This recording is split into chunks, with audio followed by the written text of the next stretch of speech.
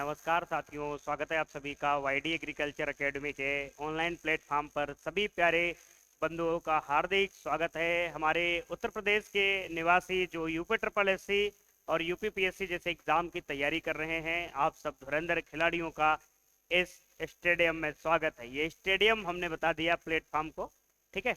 अब हम बात करते हैं कि यूपी स्पेशल का जहां चर्चाएं हो रही हैं, वाईडी एग्रीकल्चर एकेडमी के यूट्यूब प्लेटफॉर्म पर आपको पूरी प्लेलिस्ट मिल जाएगी उत्तर प्रदेश स्पेशल, जिसमें जो क्लासेस हो रही हैं वो कंटिन्यू आपकी प्लेलिस्ट में दिखेंगी।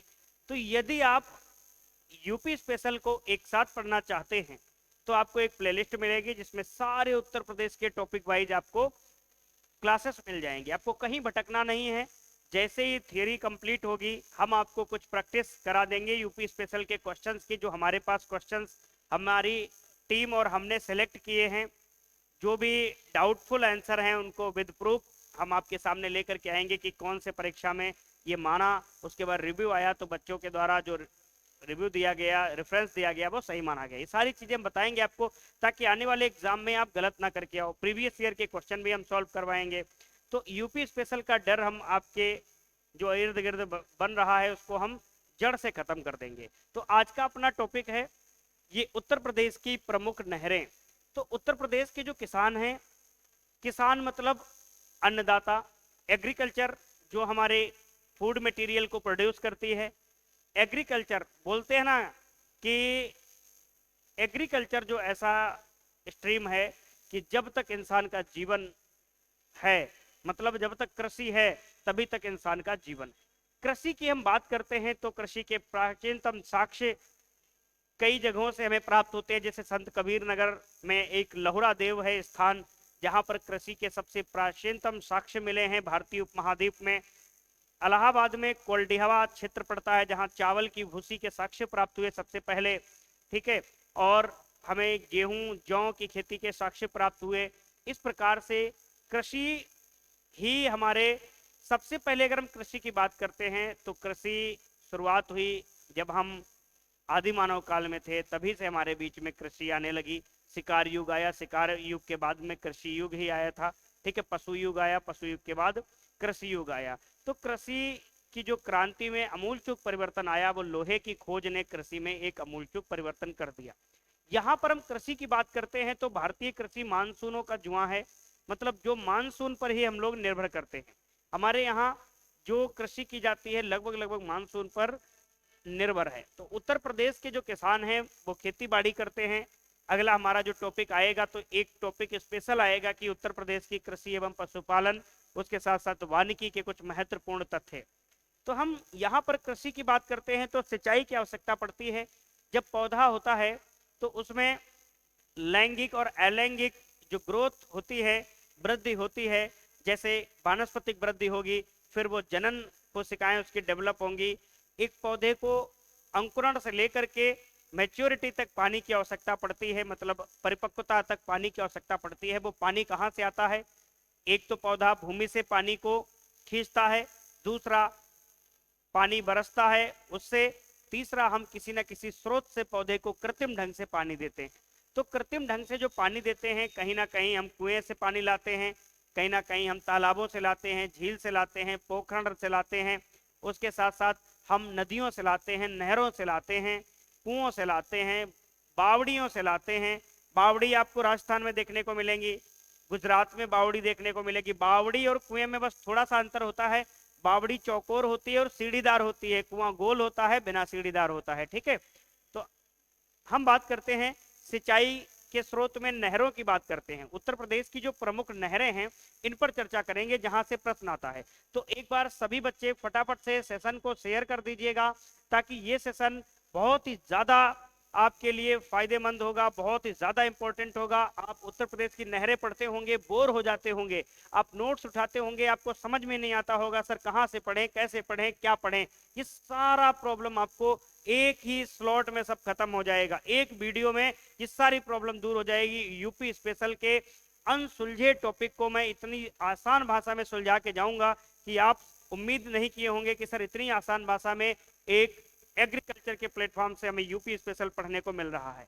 आप कहीं भी जाके चेक कर लीजिएगा, उत्तर प्रदेश स्पेशल आपको इससे बेटर कहीं नहीं मिलेगा। तो एक बार दिल खोल के शेयर करिएगा ताकि आप हर एक बच्चे के पास क्लास को पहुंचा सके। तो यूपी की प्रमुख नहरें, तो हमारा जो मेन टॉपिक है यूपी की प्रमुख नहरें, यूपी की प्रमुख नहरें।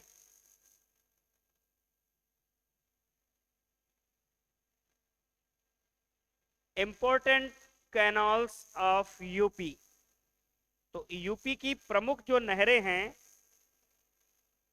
उन पर हम लोग चर्चा करते हैं और देखते हैं। तो सबसे पहले हम नहर की बात क्या करते हैं, जो सबसे पुराना होता है, घर में सबसे बड़ा बुजुर्ग होता है, उसको पहले हम देखते हैं, नहीं तो वो नाराज हो जाएगा।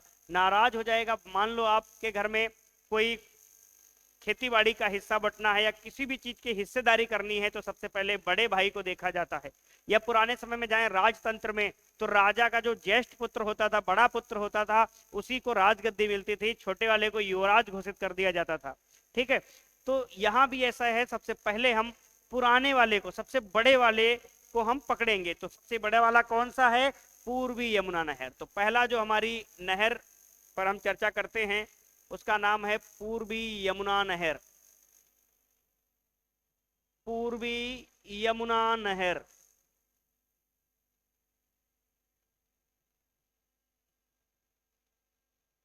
तो जो पूर्वी यमुना नहर है, यहां से क्वेश्चन क्या पेपर में आएंगे आपके, वो फटाफट से नोट करते जाइएगा। तो पूर्वी यमुना नहर से आने वाले प्रश्न क्या बनेंगे, उत्तर प्रदेश की सबसे पुरानी नहर। तो लिखिएगा पहला पॉइंट, यूपी की सबसे पुरानी नहर, यूपी की सबसे पुरानी नहर, यूपी की सबसे पुरानी नहर। तो अगर क्वेश्चन पूछा जाए कि यूपी की सबसे पहली नहर कौन सी है, जैसे यूपी में सबसे पहला नलकूप कहां लगा था, तो मेरठ में लगा था। कहां लगा था, मेरठ में लगा था। तो यूपी की सबसे पुरानी नहर है, कब इसका निर्माण हुआ। तो अगर क्वेश्चन निर्माण से आ जाए तो ध्यान देना, 1830 में इसको शुरू किया गया, 1830 ईस्वी में इसको शुरू किया गया। अब ये कहां से निकलती है, तो इसका उद्गम की अगर हम बात कर लें कि ये नहर कहां से बनती है, तो यमुना के बाएं तट, यमुना के बाएं तट या ताजे वाला। तो ध्यान रखेंगे, यमुना नदी के, यमुना नदी के बाएं तट से। ध्यान देना, एक बार क्वेश्चन ऐसा पूछा गया है कि यमुना के बाएं तट से, यमुना के दाएं तट से, ऐसे भी क्वेश्चन आ जाते हैं। ठीक है, तो हम लोग सारी चीजों को तोड़ते हुए चलेंगे। यमुना नदी के बाएं तट से निकलती है,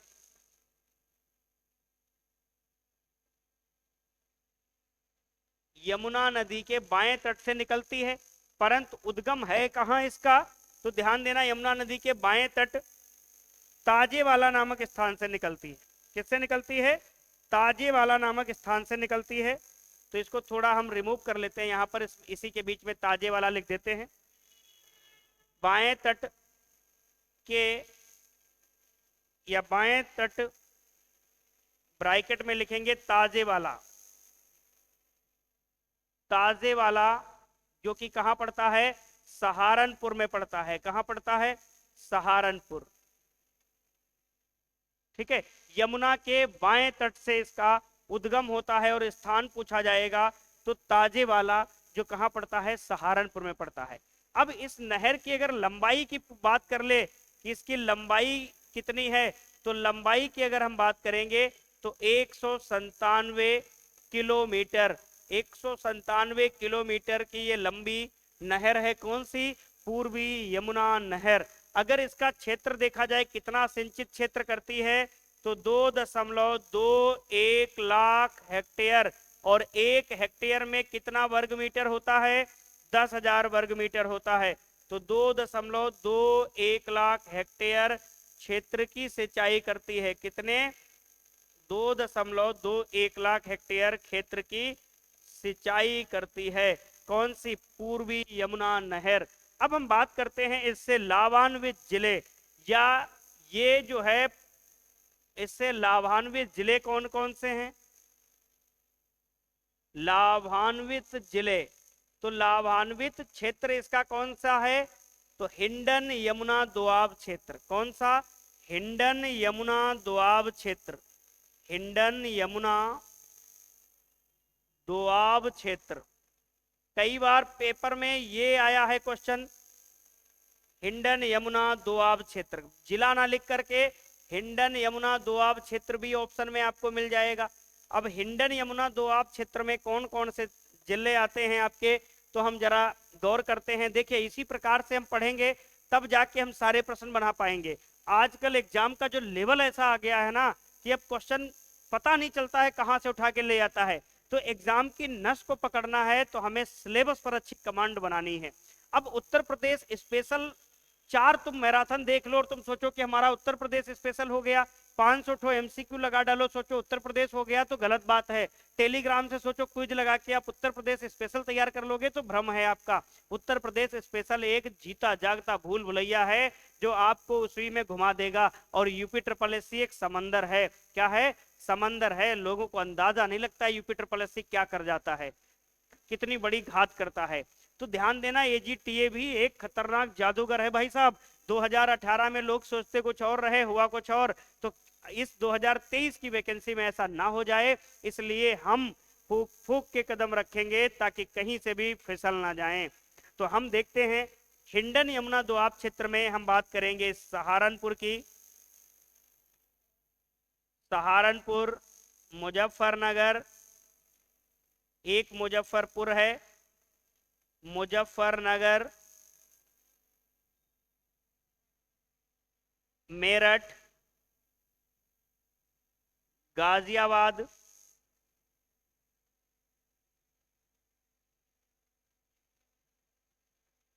ठीक है। ये जो जिले हैं ये इससे क्या होते हैं? लाभान्वित होते हैं। इन जिलों में इस नहर से सिंचाई की जाती है। तो पहला जो हमारा बिंदु था पूर्वी यमुना नहर, जिससे पेपर में आने वाले क्वेश्चन, पेपर में छपने वाले क्वेश्चन, यूपी की सबसे पुरानी नहर पूर्वी यमुना नहर कब बनी? 1830 में इसको पहली बार प्रयोग किया गया था। उद्गम कहां से है? ताजेवाला नाम का स्थान है जो कि सहारनपुर जिले में पड़ता है। और ये नहर जो है यमुना नदी के बाएं तट से निकाली गई है। कहीं कहीं यहाँ पर ये फैजाबाद वाला एरिया भी है। फैजाबाद वो नहीं जिसका नाम अयोध्या कर दिया गया, ये फैजाबाद सहारनपुर वाला है। तो फैजाबाद के करीब से ये नहर आपको निकलती हुई दिखेगी कुछ किताबों में, गलत नहीं है वो भी। फैजाबाद इसका ये बिल्कुल सटीक स्थान है, इसके आसपास फैजाबाद पड़ता है। लंबाई 197 किलोमीटर, टोटल 2.21 लाख हेक्टेयर भूमि की क्या करती है? ये सिंचाई करती है। तो यहां तक हमने देखा कि पूर्वी यमुना नहर के बारे में सारी जानकारी हमने कलेक्ट कर ली। अब हम बात करते हैं अगली नहर के बारे में। उससे पहले मैं आपको एक जानकारी बता दूं, आज वाईडी एग्रीकल्चर एकेडमी के द्वारा यूट्यूब पर एक डेमो क्लास पब्लिक की गई जो कंप्यूटर विषय की है। आपके पीके सर के द्वारा वो क्लास ली गई है। बहुत अच्छा पढ़ाया है सर ने, आप लोग देखा भी होगा आप लोगों ने। यदि आप लोगों ने नहीं देखा कंप्यूटर का डेमो तो एक बार इस क्लास के बाद तुरंत ही कंप्यूटर का डेमो क्लास जरूर देखेंगे, ताकि हमें जल्दी से जल्दी आप अपने कमेंट के माध्यम से बता सको कि आपका क्लास कैसा लगा, आपको कैसा, क्या आप नेक्स्ट क्लास चाहने वाले हैं या नहीं। आप जैसे ही हमें प्रतिक्रिया देंगे हम कंटिन्यूस क्लास को करेंगे। आपका तुरंत ही सारे बच्चे, जो भी बच्चे क्लास देख रहे हैं वो एक बार जरूर कंप्यूटर की क्लास देखेंगे ताकि हमको बता सकें आप लोग कि कंप्यूटर की क्लास कैसी लगी आपको। ठीक है, सर ने बहुत जबरदस्त पढ़ाया, पहला क्लास था सर का। अब नेक्स्ट क्लास आप लोग बताओगे उस हिसाब से आएगी और उससे निरंतर चलती रहेगी। ठीक है, एक और विशेष सूचना कि वाईडी एग्रीकल्चर एकेडमी के द्वारा एक एग्रीकल्चर फंडामेंटल कोर्स चालू किया गया है, जो कि हमारे संपूर्ण भारतवर्ष के वो अभ्यर्थी जो केवल एग्रीकल्चर को इंग्लिश में पढ़ने से डरते हैं या केवल हिंदी में पढ़ने से डरते हैं, तो बाइलिंगुअल भाषा में हम एग्रीकल्चर फाउंडेशन का मतलब कंप्लीट एग्रीकल्चर, इंडिया के किसी भी यूनिवर्सिटी में जो एग्रीकल्चर में कोर्स चलते हैं सारे के सारे पढ़ाए जाएंगे। और मात्र ही 110, 120, 130 क्लास की हम बात नहीं करेंगे, 200 प्लस लेक्चर आपके होंगे उस कोर्स में। और मात्र 1999 रुपए का वो कोर्स आपको मिलेगा। आप एक बार पढ़िए और बार बार उसका प्रयोग करिए। ठीक है, हम बात करते हैं दूसरी नहर, जिसको हम बोलते हैं ऊपरी गंगा नहर। क्या बोलते हैं? ऊपरी गंगा नहर बोलते हैं। तो दूसरी नहर का निर्माण हम देख लेते हैं, ऊपरी गंगा नहर। अब ये गंगा है तो कहां से निकाली गई होगी? गंगा नहर नदी से निकाली गई होगी। ऊपरी गंगा नहर की हम बात करेंगे तो ऊपरी गंगा नहर से पहला पॉइंट हमारा आना चाहिए कि इसका निर्माण कब हुआ।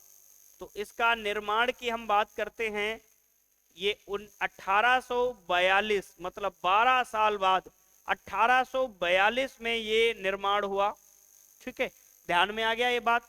इस परियोजना के जन्मदाता, इस परियोजना के जनक, इस परियोजना के जनक, कई बार क्वेश्चन पूछ लिया जाता है कि इस परियोजना के जनक कौन हैं।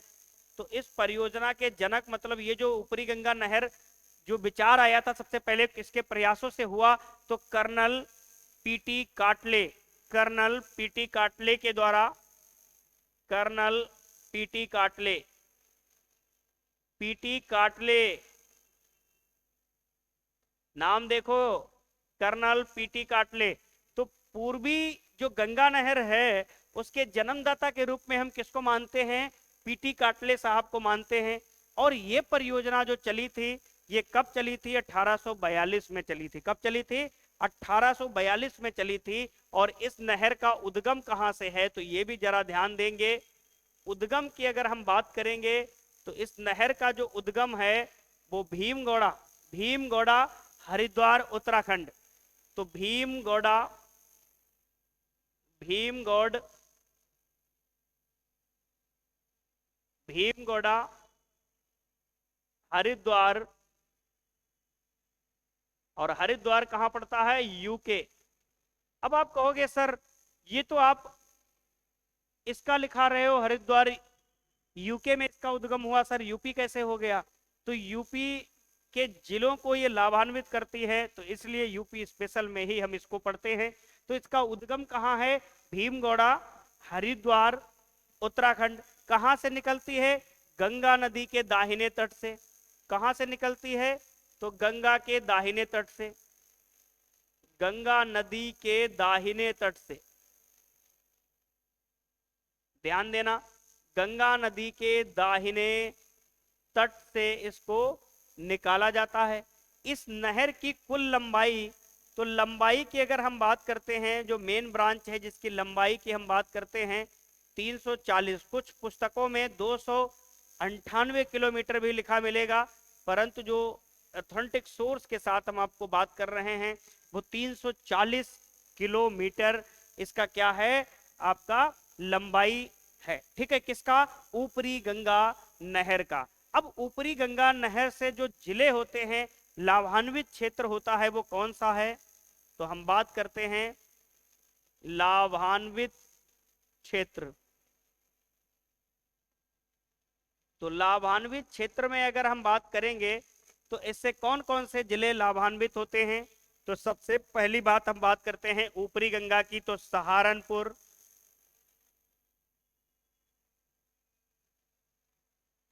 मुजफ्फरनगर, मुजफ्फरनगर, बुलंदशहर, बुलंदशहर, गाजियाबाद, एटा, अलीगढ़,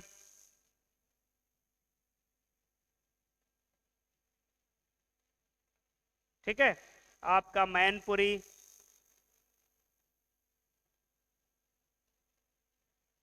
फिरोजाबाद जो चूड़ियों के शहर के नाम से, सुहाग नगरी के नाम से जाना जाता है।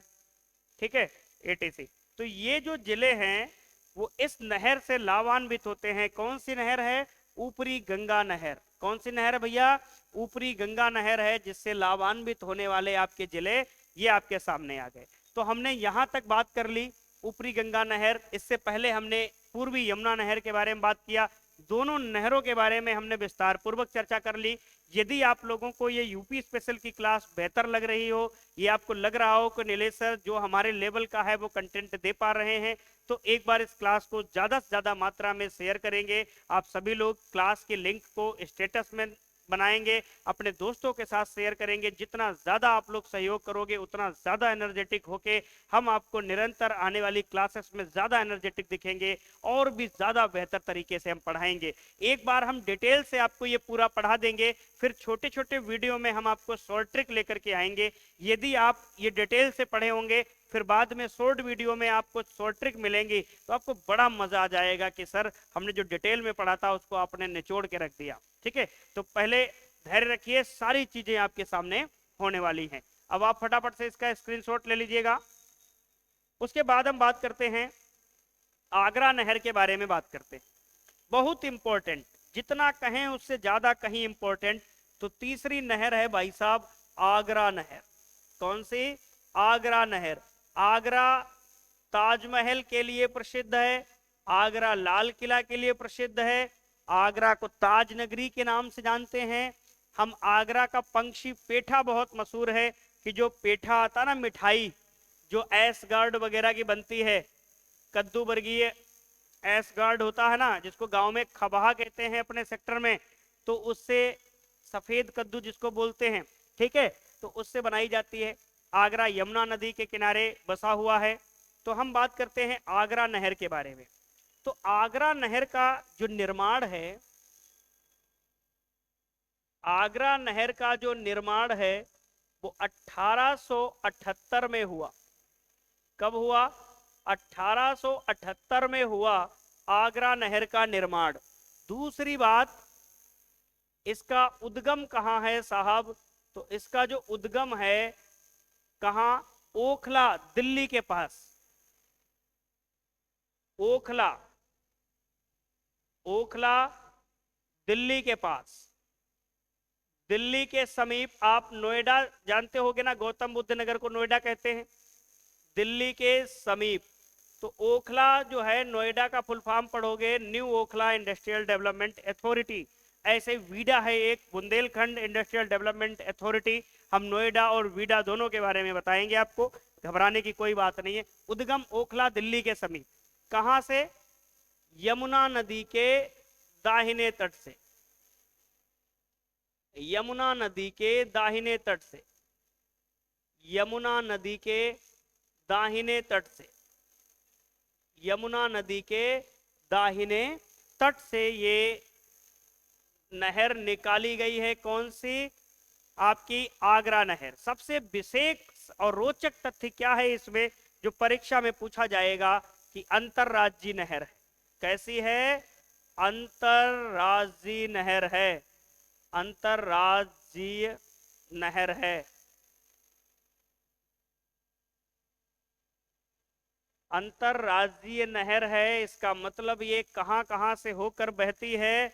तो ध्यान देना, इसको फायदा कहां कहां से होता है? यूपी में भी ये है, हरियाणा में भी है ये, राजस्थान में भी है ये, और दिल्ली में भी इस नहर का साया है।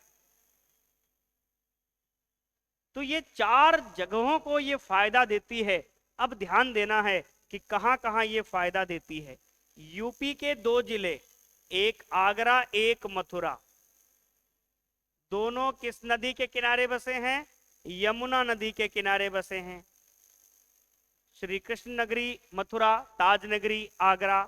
ठीक है, तो आगरा और मथुरा यूपी के दो जनपद हैं जो इससे लाभान्वित होते हैं। हरियाणा के भी दो जनपद हैं जो इससे लाभान्वित होते हैं। तो हरियाणा के कौन कौन से दो? एक है फरीदपुर, एक है फरीदपुर और दूसरा है गुरुग्राम। गुरुग्राम, गुड़गांव बोलते हो ना, दूसरा है गुरुग्राम। तो हरियाणा के भी दो जिले इससे लाभान्वित होते हैं। राजस्थान का भी एक जिला है जो यूपी से सटा हुआ है, जिसका नाम है भरतपुर। क्या नाम है? भरतपुर। जहां का फेमस क्या है?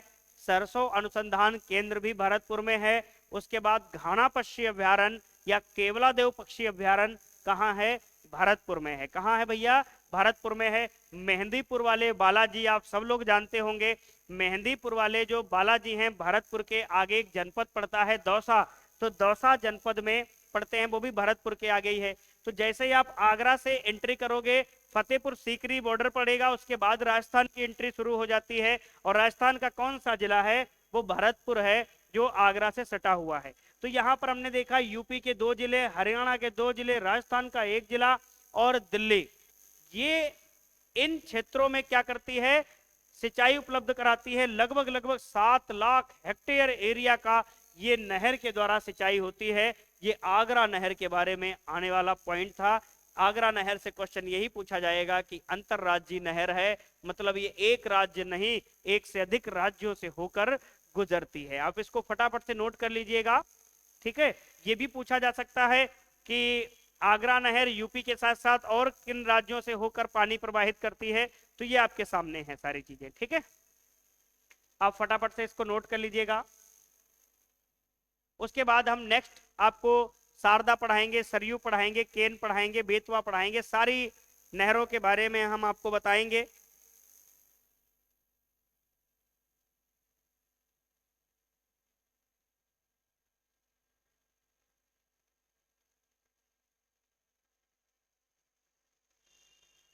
चलिए आगे हम बात करते हैं, अगली नहर के बारे में पढ़ते हैं। चौथे नंबर पर शारदा नहर। कौन सी नहर पढ़ेंगे? शारदा नहर पढ़ेंगे। जबरदस्त पॉइंट यहां से निकल के आते हैं। शारदा नहर, क्या पॉइंट्स निकल के आएंगे भैया? तो शारदा नहर की हम बात करेंगे तो यूपी की सबसे लंबी नहर क्या आएगा? यूपी की सबसे बड़ी नहर, यूपी की सबसे लंबी नहर, सबसे लंबी नहर, यूपी की सबसे लंबी नहर कौन सी है? शारदा नहर है। कौन सी है? यूपी की सबसे लंबी नहर कौन सी है? शारदा नहर है। ये बात समझ में आ गया, यूपी की सबसे लंबी नहर शारदा नहर। दूसरा पॉइंट हम देखते हैं कि इसका जो उद्गम है भाई साहब, यूपी की जो शारदा नहर है, इसका उद्गम कहां है? तो इसका उद्गम है बनवसा, वनवसा बैराज, वनवसा बैराज जो कहां है? भारत नेपाल सीमा, भारत नेपाल सीमा, भारत नेपाल सीमा पर कौन सा बांध है? बनवसा बैराज है, बांध नहीं बैराज है। उस बैराज से ये नहर निकाली गई है जिसका नाम है शारदा नहर, और ये सबसे लंबी नहर मानी जाती है। और ये कौन सी नदी? तो शारदा नदी का दाहिना तट, ध्यान देना, शारदा नदी के दाहिने तट से, शारदा नदी के दाहिने तट से, दाहिने तट से ये नहर निकाली गई है। इसकी जो लंबाई की बात करते हैं या इसका निर्माण, तो इस नदी या इस नहर का जो निर्माण है वो 1920 से लेकर के 1928 के बीच हुआ। 1920 से लेकर के 1928 के बीच में हुआ इसका निर्माण। उसके बाद इसकी लंबाई की अगर हम बात करते हैं तो इसकी जो कुल लंबाई होती है वो 9,961 किलोमीटर। कितनी? 9,961 किलोमीटर। और ये 8 लाख हेक्टेयर क्षेत्र की सिंचाई करती है। कितना? 8 लाख हेक्टेयर क्षेत्र की सिंचाई करती है। कौन सी? शारदा नहर। इससे लाभान्वित होने वाले जिले कौन से हैं? तो लाभान्वित क्षेत्र इससे कौन कौन सा है, तो उस पर चर्चा कर लेंगे। लाभान्वित क्षेत्र, तो लाभान्वित क्षेत्र में हम बात करते हैं बरेली, पीलीभीत,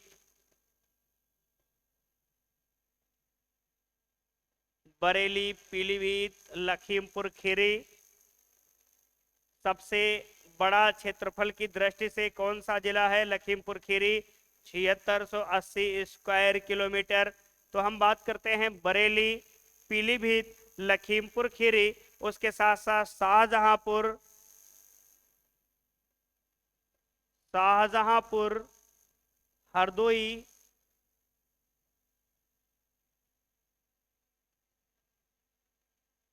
उन्नाव, लखनऊ,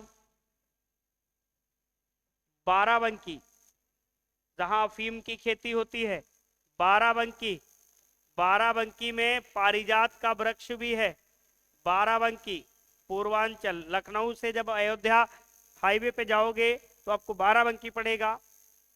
रायबरेली, रायबरेली वही जिला जहां सबसे ज्यादा नहरों की लंबाई है, रायबरेली, प्रयागराज, ठीक है, एटसेट्रा। तो शारदा नहर के बारे में क्या क्वेश्चन आएगा कि यूपी की सबसे लंबी नहर कौन सी है? शारदा नहर है। कहां से निकली? बनवसा बैराज, जो कि भारत नेपाल की सीमा पर बना हुआ है। शारदा नदी के दाहिने तट से ये निकलती है, ठीक है। और इसका निर्माण 1920 से 28 में हुआ। इसकी कुल लंबाई शाखाओं सहित 9,961 किलोमीटर होती है और ये लगभग लगभग 8 लाख हेक्टेयर क्षेत्रफल की सिंचाई करती है। उसके बाद इससे लाभान्वित होने वाले जो जिले हैं वो पीलीभीत, लखीमपुर, शाहजहांपुर, हरदोई, उन्नाव, लखनऊ, बाराबंकी, रायबरेली, प्रयागराज, ये सब किससे लाभान्वित होते हैं? सरयू नदी से, सॉरी, शारदा नहर से लाभान्वित होते हैं, ठीक है। किससे लाभान्वित होते हैं? शारदा नहर से लाभान्वित होते हैं। शारदा नदी जिसको काली नदी भी कहते हैं, आप जानते होंगे शारदा नदी के बारे में, हमने आपको पढ़ाया है, ठीक है। आगे हम बात करते हैं अगली नहरों के बारे में, जैसे कुछ अन्य नहरों पे हम चर्चा करेंगे। निचली गंगा नहर के हम ऊपर चर्चा करेंगे। तो अगली नहर हमारी आती है निचली गंगा नहर। आप लोग फटाफट से इसको नोट कर लीजिएगा। अब 5 नंबर पे हम बात करेंगे निचली गंगा नहर। किस पर बात करेंगे? निचली गंगा नहर।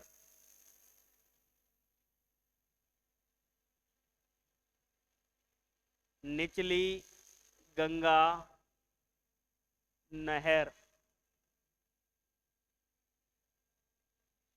तो निचली गंगा नहर पे जब हम बात करेंगे तो निचली गंगा नहर की बात जब भी कभी आएगी तो ध्यान देना, निचली गंगा नहर कब निर्माण हुआ निचली गंगा नहर का, और इसमें कौन कौन से क्षेत्र आते हैं, ये कहाँ से निकलती है? तो ये नरौरा, बुलंदशहर से निकलती है। ये सारी बातें हम आपके बीच में बताने वाले हैं, आप इसको फटाफट से नोट करिएगा। हम बात करते हैं निचली गंगा नहर के बारे में। ब्लर तो नहीं आ रहा है? वीडियो सही दिख रहा है ना?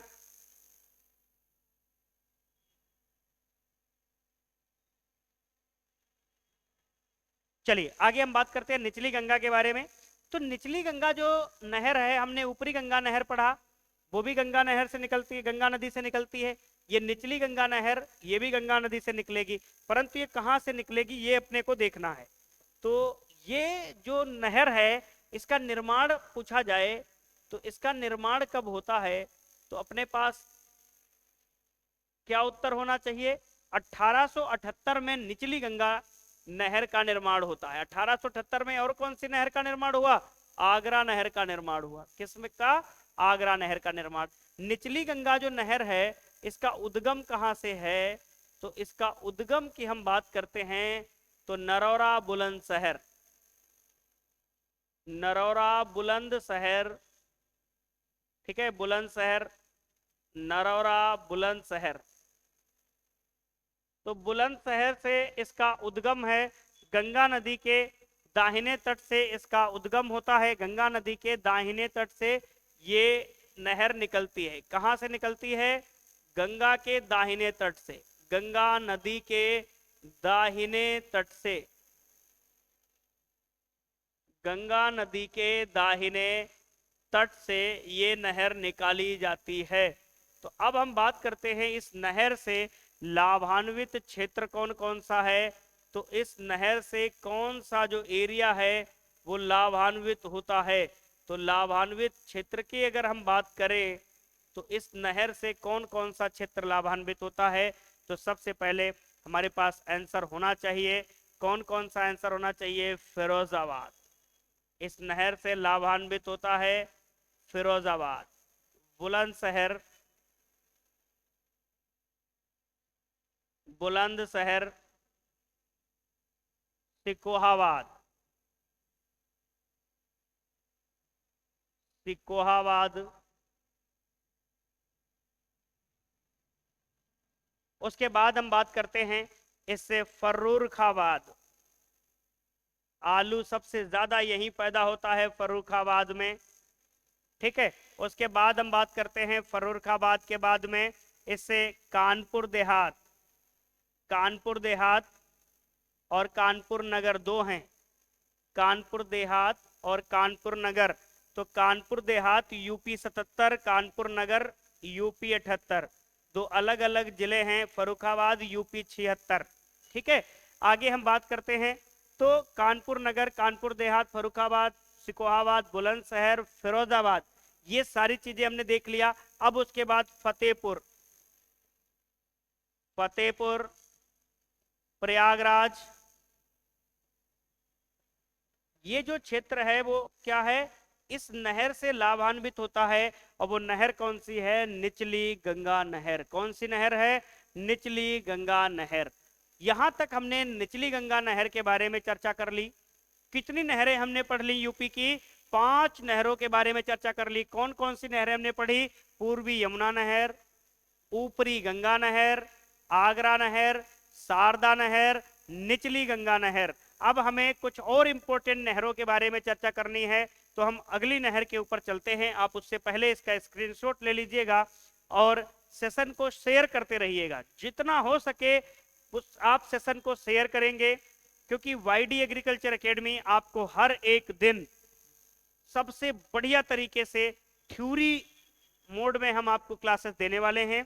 क्योंकि हम आपको यहाँ पर कॉन्सेप्ट डेवलप करते हैं, आपको रटाते नहीं है बिल्कुल, ठीक है। आप जब डीप पढ़ोगे किसी चीज को तो आप वहां से तोड़ ले जाओगे परीक्षा में। अगर आप वन लाइनर पढ़ पढ़ के एग्जाम की तैयारी करोगे तो कहीं ना कहीं आपके लिए नुकसानदायक हो सकता है।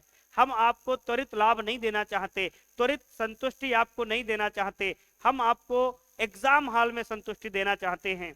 एग्जाम हॉल में जब आप बैठो तो आपको याद आए कि हाँ, हमने वाईडी एग्रीकल्चर एकेडमी के प्लेटफॉर्म पे ऐसा पढ़ा था और इसका ये सही होगा। ये नहीं आप क्लास में हमारे बहुत खुश हो जाओ और एग्जाम में आप क्वेश्चन ना बना पाओ, ये भी है।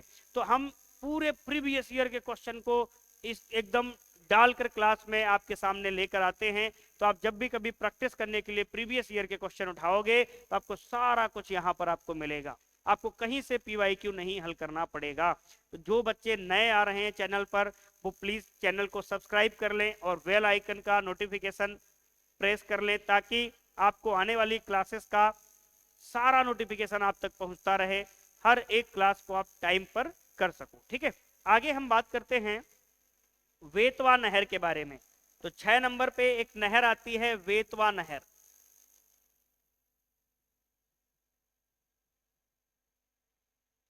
वेतवा नहर, ध्यान देना, जो ये बेतवा नहर है इसका जो निर्माण हुआ,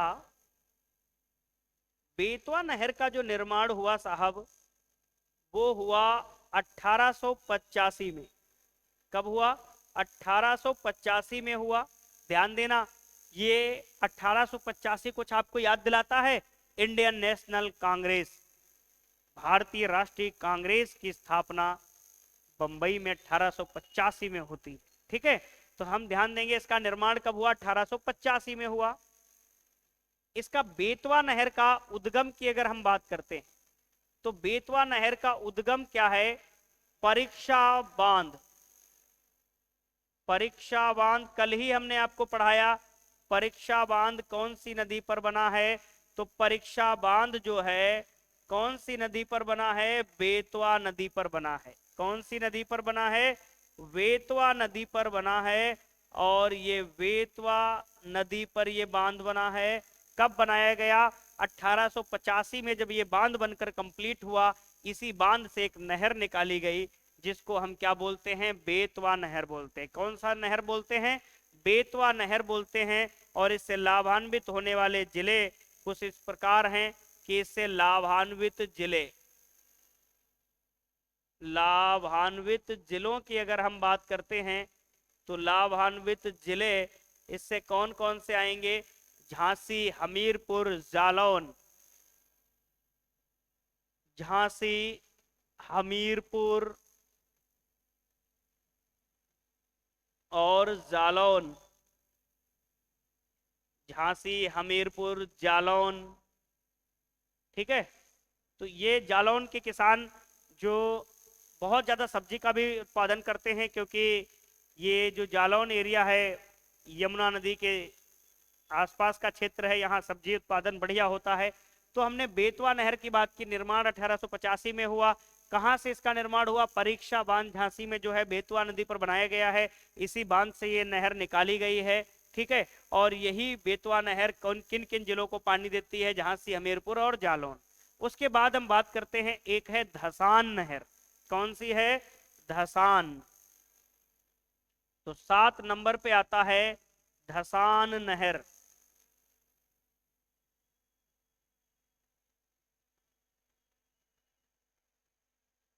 ध्यान देंगे, जो ये धसान नहर है, धसान वाला जो एरिया है, धसान नहर का क्षेत्र, ये धसान नहर कब बनाई गई?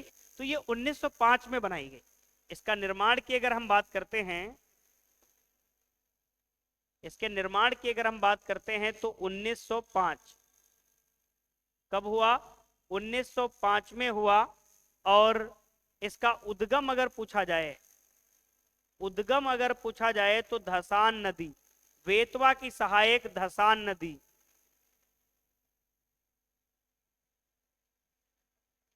धसान नदी जो किसकी सहायक है? बेतवा की सहायक नदी। बेतवा की सहायक नदी। तो इसका जो उद्गम है वो कहां से है? धसान नदी से है। और धसान नदी जो है, धसान नहर है, ये लाभान्वित कहां करती है? तो लाभान्वित का अगर हम बात करें, लाभान्वित इससे कौन सा होता है? हमीरपुर जिला। कौन सा? हमीरपुर जिला इससे क्या होता है? लाभान्वित हो जाता है। यहाँ के किसान इस नहर से क्या करते हैं? सिंचाई करते हैं। कौन सी नहर से? धसान नहर से। तो धसान नहर धसान नदी से निकाली गई है। और ये धसान नदी किसकी सहायक नदी है? तो बेतवा नदी की सहायक नदी है। आप इसको फटाफट से नोट कर लीजिएगा ताकि हम आगे बढ़ सकें। आप इसका स्क्रीनशॉट ले लीजिएगा।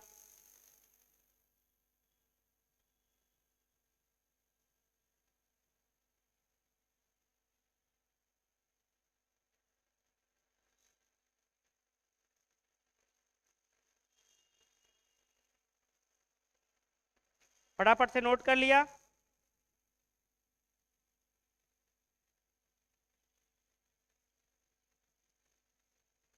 चलिए आगे हम बात करते हैं। केन नहर के बारे में बात करते हैं। किसके बारे में बात करते हैं? केन नहर के बारे में बात करते हैं।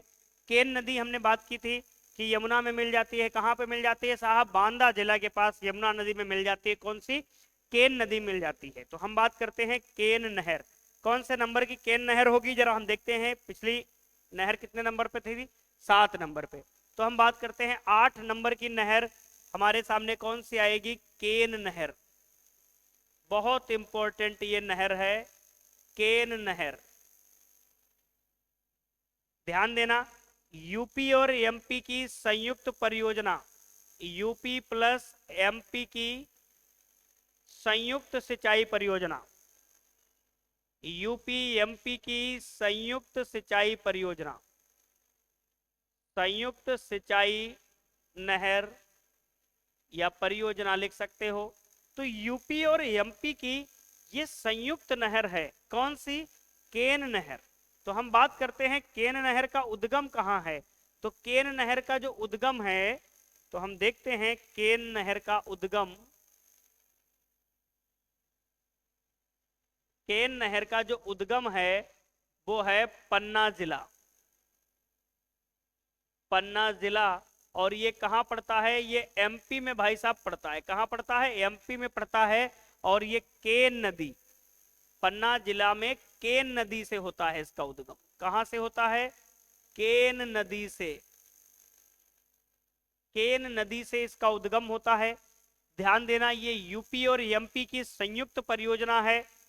कुल लंबाई की अगर हम बात करें, इसकी कुल लंबाई की अगर हम बात कर लें तो 640 किलोमीटर के आसपास इसकी कुल लंबाई होती है। 640 किलोमीटर के आसपास लंबाई होती है। अब ये यूपी और एमपी की संयुक्त परियोजना है। किसकी परियोजना है? यूपी और एमपी की संयुक्त परियोजना है। तो यूपी का बांदा जिला जो है वो इससे लाभान्वित होता है, और एमपी का पन्ना और छतरपुर, जो कि छतरपुर जो जिला है ललितपुर बॉर्डर पे लगता है। तो ठीक है, हमने क्या बात किया, यूपी एमपी की संयुक्त सिंचाई परियोजना है जो उत्तर प्रदेश के बांदा जिला को लाभान्वित करती है, पानी देती है, और एमपी का पन्ना जिला और छतरपुर जिला जो इस सिंचाई परियोजना से लाभ लेते हैं, वहां के किसान, पानी उनको उपलब्ध होता है और अपनी खेतीबाड़ी करते रहते हैं। तो यहां तक हमने केन नहर के बारे में चर्चा कर ली। आज 9 जनवरी है, आप लोग कमेंट बॉक्स में मुझे बताइएगा कि आज 9 जनवरी को कौन सा दिवस मनाया जाता है। सभी लोग फटाफट से कमेंट बॉक्स में छापिएगा उत्तर कि 9 जनवरी को कौन सा दिवस मनाया जाता है। फटाफट से उत्तर छापिएगा और एक बार जरूर से कमेंट करके जरूर बताइएगा कि ये उत्तर प्रदेश स्पेशल है। जब से आपने पहली क्लास से लेकर के आज 9 नंबर की क्लास है, आपने पार्ट 1 टू पार्ट 9 तक जो क्लास देख रहे हैं, कैसा लग रहा है? यदि आप जो भरोसा किए थे हमसे, हमारे संस्थान से, क्या आप संतुष्ट हो रहे हैं कि नहीं हो रहे हैं, या हम जो क्लासेस दे पा रहे हैं उसको आप भली भांति टाइम से समझ पा रहे हो, लिख ले रहे हो? नोट्स की अगर बात है तो आप हमारे एप्लीकेशन को डाउनलोड करिए, उस पर सारे नोट्स आज अपडेट हो जाएंगे। पिछले 2 क्लासेस के नोट्स उस पर अपडेट नहीं है, किसी टेक्निकल इशू की वजह से, आज उस पर अपडेट कर दिए जाएंगे। ठीक है, हम सारी जो आपकी परेशानियां हैं दूर करने के प्रयास में रहते हैं कि आपको लिखना ना पड़े, आपको हैंड रिटन नोट्स मिल जाए। जो हम हैंड रिटन नोट्स लिखते हैं ये आपकी कॉपी से कोई कम नहीं है, बिल्कुल कॉपी छप कर देते हैं हम इस पर। मैं चाहूं तो मैं बिना लिखवा के ही लेक्चर दे के चला जाऊं आपको, परंतु ये लिखवाता क्यों है? हम क्यों लिखवाते हैं? क्योंकि हम इसलिए लिखवाते हैं ताकि आप हमारे साथ लिखो, और लिखने से बहुत सारी चीजें याद होती हैं। वैसे तो हमें तो आराम है, हम ना लिखें भाई, हमारा हाथ दर्द नहीं करता होगा, 1 घंटे हम बराबर बोलते हैं, बराबर लिखते हैं। आप कभी ये नहीं देखे होंगे कि नीलेश सर 1 घंटे में कहीं आराम करने चले जाते हो। हम कंटिन्यू बोलने वाले व्यक्ति हैं, और 1 घंटा नहीं, मैं 5 क्लास पर डे लेता हूं। ठीक है, 5 क्लास पर डे हमारी होती हैं, जिसमें से सब्जेक्ट हमारे ऑफलाइन और ऑनलाइन मिला के 5 क्लासेस हमारी पर डे रहती हैं, और हर क्लास में इंटेंसिटी सेम रहती है। क्यों? क्योंकि आप लोगों का जो सम्मान है, सहयोग है, समर्थन है, ये हमें बैठने नहीं देता है। तो हमने केन नहर के बारे में बात कर ली। अब हम बात करते हैं पश्चिमी गंडक नहर। 9 नंबर पे हम बात करेंगे पश्चिमी गंडक नहर। पश्चिमी गंडक नहर, गंडक नहर 2 हैं। एक पूर्वी गंडक नहर है, वो बिहार में मुख्यतः लाभान्वित करती है, और ये पश्चिमी गंडक नहर क्या है? पश्चिमी गंडक नहर है। इसका उद्गम की अगर हम बात करते हैं पश्चिमी गंडक नहर की, तो इसका जो उद्गम है वो कहां से होता है? बिहार नेपाल की सीमा, वाल्मीकि नगर। वाल्मीकि नगर, वाल्मीकि जी कौन थे? आपने एक पाठ पढ़ा होगा, रत्नाकर नाम के डाकू थे जो बाद में अपनी सिद्धि शक्ति और प्रयास से महामुनि वाल्मीकि कहलाए, जिन्होंने रामायण का लेख किया। आज हम रामायण पढ़ते हैं। रामायण एक महाकाव्य है जिसके रचयिता, जिसके लेखक, जिसके निर्माणकर्ता कौन है? वाल्मीकि जी हैं। इनका आश्रम भी बना है विठूर, गंगा नदी के तट पर। कहां है? कानपुर नगर में बना हुआ है। कहां है? कानपुर नगर में बना हुआ है विठूर। ठीक है, हम बात करते हैं वाल्मीकि नगर, जो कहां पर पड़ता है? बिहार और नेपाल की सीमा, बिहार नेपाल सीमा। और जो वाल्मीकि एक राष्ट्रीय उद्यान भी है बिहार में। ठीक है, वाल्मीकि नेशनल पार्क कहाँ है? पश्चिमी चंपारण, जिसको बेतिया के नाम से भी जानते हैं। क्या जानते हैं? बेतिया के नाम से भी जानते हैं। गांधी जी ने चंपारण आंदोलन वहीं से शुरुआत की थी। ठीक है, तो हम देखते हैं पश्चिमी गंडक नहर जिसका उद्गम जो है वो है वाल्मीकि नगर, बिहार नेपाल सीमा। ठीक है, हम बात करते हैं कि इससे लाभान्वित क्षेत्र कौन कौन सा है। लाभान्वित क्षेत्र कौन सा है? तो लाभान्वित क्षेत्र की जब हम बात करेंगे तो हमारे जो बिहार से सटे हुए उत्तर प्रदेश के जिले हैं, जैसे गोरखपुर, देवरिया, कुशीनगर,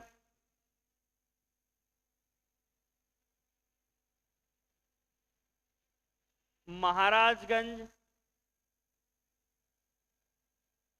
महाराजगंज एक ऐसा जनपद है जो कि एक राज्य और एक देश के साथ सीमा साझा करता है।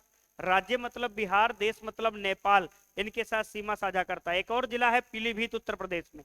मक्सर भी हमारी क्लास पढ़ रहा है, बार बार मंडरा रहा है, अपनी मौत को दावत दे रहा है।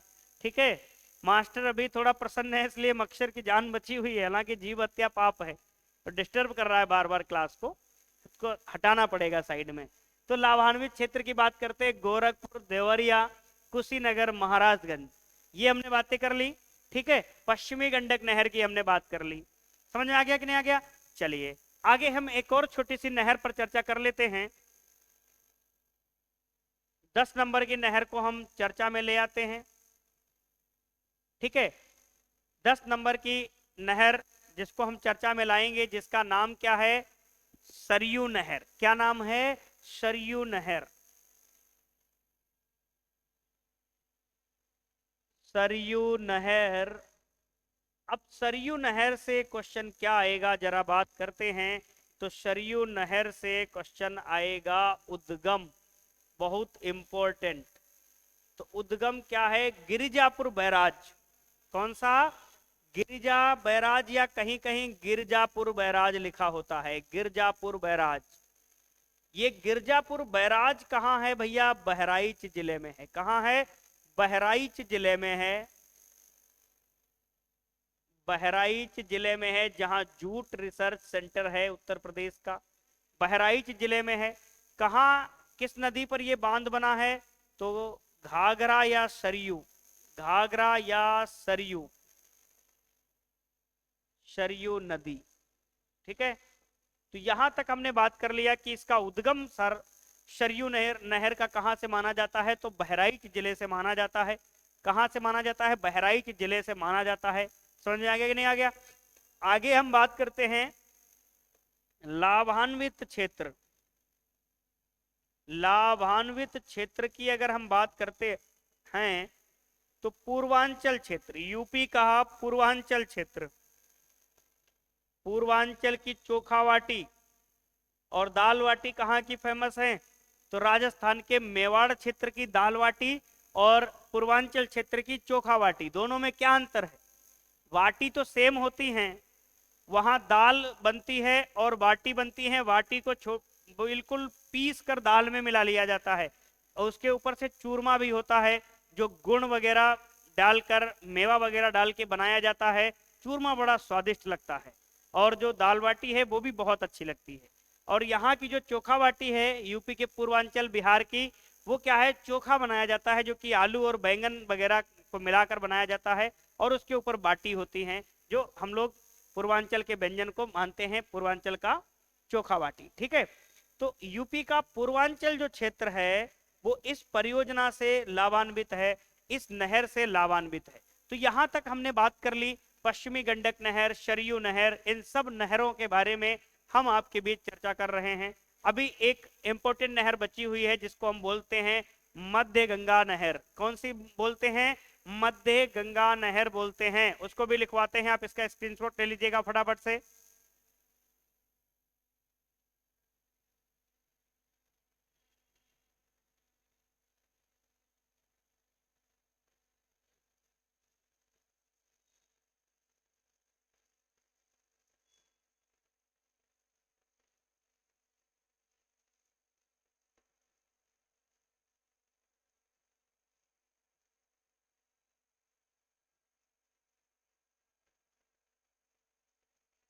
चलिए आगे हम बात करते हैं। अगला जो 11 नंबर की नहर है जिसको हम बोलते हैं मध्य गंगा नहर। ठीक है, कौन सी नहर? मध्य गंगा नहर। 11 नंबर की नहर के ऊपर हम चर्चा करते हैं, मध्य गंगा नहर।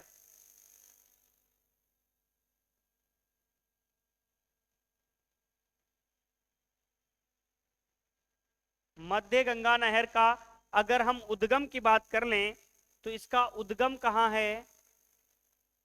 मध्य गंगा नहर का जो उद्गम है वो बिजनौर में। ठीक है, कहाँ है? बिजनौर। ठीक है, ध्यान देंगे, गंगा नदी बिजनौर। तो इसका जो उद्गम है वो गंगा नदी से ये निकलती है और बिजनौर इसका उद्गम माना जाता है। कहाँ माना जाता है? बिजनौर इसका उद्गम माना जाता है। ध्यान देंगे, ये आगे चलकर ऊपरी गंगा नहर में मिल जाती है। तो लिखेंगे आगे चलकर, आगे चलकर अपना जल, अपना जल ऊपरी गंगा नहर में, ऊपरी गंगा नहर में। ये क्वेश्चन पूछा जाता है कि ये कहां अपना जल त्यागती है? तो आगे चलकर अपना जल ऊपरी गंगा नहर में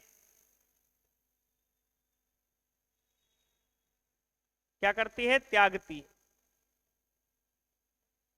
या मिलाती, मिलाती है। कहां मिलाती है? ऊपरी गंगा नहर में ये आगे चल के मिल जाती है। तो मध्य गंगा नहर जो है ये कहां से निकली है? बिजनौर से निकली है। कहां से निकली है? बिजनौर से निकली है। और इसका लाभान्वित जो क्षेत्र है वो कौन सा है? तो लाभान्वित क्षेत्र की हम बात कर लें, लाभान्वित क्षेत्र की अगर हम बात करेंगे, लाभान्वित क्षेत्र, तो लाभान्वित क्षेत्र कौन सा है इसका? तो हम बात करते हैं बुलंदशहर, इसका बिजनौर, हाथरस, फिरोजाबाद, एटा। ठीक है, तो हम बात करते हैं बुलंदशहर,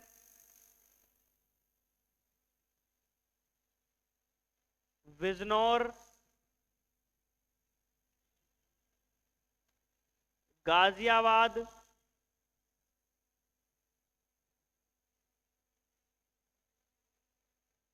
हाथरस,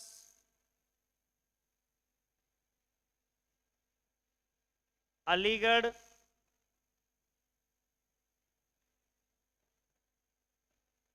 एटा, फिरोजाबाद, फिरोजाबाद। ठीक है, ईटीसी। तो ये जो जिले हैं ये क्या होते हैं? इस नहर से लाभान्वित होते हैं। इस नहर का नाम क्या है साहब? तो इसका नाम है मध्य गंगा नहर। कौन सी नहर है? मध्य गंगा नहर है, जिससे चलकर ये जिले क्या होते हैं? लाभान्वित होते हैं, सिंचित होते हैं। तो हमने 11 नहरों के ऊपर चर्चा कर ली जो कि महत्वपूर्ण महत्वपूर्ण नहरें थी, जिनके बारे में हमने आपके बीच चर्चा किया। ठीक है, अब एक और नहर के हम बारे में बात कर लेते हैं, राजघाट नहर। ठीक है, कौन सी नहर है? राजघाट नहर। और आज का अंतिम बिंदु है राजघाट नहर, जो कि 12 नंबर की नहर है। और ये उत्तर प्रदेश की जो भी महत्वपूर्ण नहरें थी हमने सबको आपके सामने डिस्कशन कर लिया। राजघाट नहर, राजघाट नहर।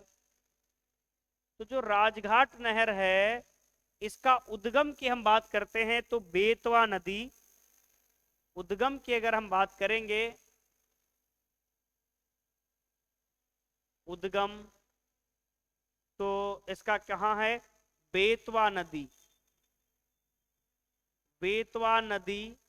राजघाट नहर का उद्गम जो है वो बेतवा नदी से इसका उद्गम होता है। और यूपी एमपी की संयुक्त परियोजना है, यूपी प्लस एमपी की संयुक्त सिंचाई नहर है, संयुक्त सिंचाई नहर, संयुक्त सिंचाई नहर है। ठीक है, कौन सी? राजघाट जो नहर है वो यूपी और एमपी की संयुक्त नहर है, जो कि बेतवा नदी से इसका उद्गम माना जाता है। और ये यूपी एमपी की संयुक्त सिंचाई नहर है। यूपी का हमीरपुर और झांसी वाला एरिया जो है इससे लाभान्वित होता है। ठीक है, तो ये हमने राजघाट नहर के बारे में बात कर ली और ये अंतिम पड़ाव था आज की क्लास का। यहीं तक हम आज की क्लास को समाप्त करते हैं। एक बार फिर मैं एक विशेष सूचना आप तक बताने जा रहा हूं कि आज वाईडी एग्रीकल्चर एकेडमी के यूट्यूब चैनल पर कंप्यूटर की क्लास अपलोड कर दी गई है। आप सभी प्यारे अभ्यर्थी एक बार क्लास को देखेंगे, क्लास में समझेंगे कि क्या आपके क्लास समझ में आ रही है या नहीं। अपने सभी बच्चे प्रतिक्रिया कमेंट के माध्यम से हमें दीजिएगा ताकि हम उस क्लास को कंटिन्यू कर सकें। आज 12 बजे के आसपास वो क्लास अपलोड की गई थी। और दूसरी एक विशेष महत्वपूर्ण सूचना, हमारे कृषि के अभ्यर्थी आप सभी के लिए एक बहुत ही महत्वपूर्ण batch, agriculture foundation batch, all agricultural exams cover in single batch. जितने भी कृषि के एग्जाम हैं वो सभी एक ही बैच में कवर हो जाएंगे और वो बैच मात्र आपको पड़ेगा 1999 रुपए। एडमिशन प्रारंभ है, डेमो आपको 11 जनवरी से मिलेगा, विधिवत क्लासेस आपको 15 जनवरी से मिलना प्रारंभ हो जाएंगी। तो आज के लिए इतना ही, मिलेंगे कल फिर एक बार एक नए टॉपिक के साथ, एक नए जोश के साथ, एक नई ऊर्जा के साथ। तब तक के लिए आप सभी लोग क्लास को शेयर करिएगा ताकि हर एक बच्चा हमारी क्लास से जुड़ सके और उत्तर प्रदेश स्पेशल के डर को भगा सके। जिस प्रकार उत्तर प्रदेश स्पेशल आप लोगों को पढ़ाया जा रहा है, ठीक उसी प्रकार आपको कंप्यूटर भी पढ़ाया जाएगा। बट कंप्यूटर आपको यूट्यूब पर क्लासेस नहीं मिलेंगी, उसके लिए आपको शताब्दी बैच ज्वाइन करना पड़ेगा, जो कि 399 रुपए में बैच है। एजीटीए के लिए स्पेशल वो बैच है जिसमें आपको बिना पीपीटी के कोर्स पूरा कराया जा रहा है। यदि आप बैच को परचेज करना चाहते हैं तो हमारे लिंक में दिए गए एप्लीकेशन का डिटेल है, आप वहां से एप्लीकेशन डाउनलोड कर लीजिएगा, आप एप्लीकेशन से बैच को परचेज कर लीजिएगा।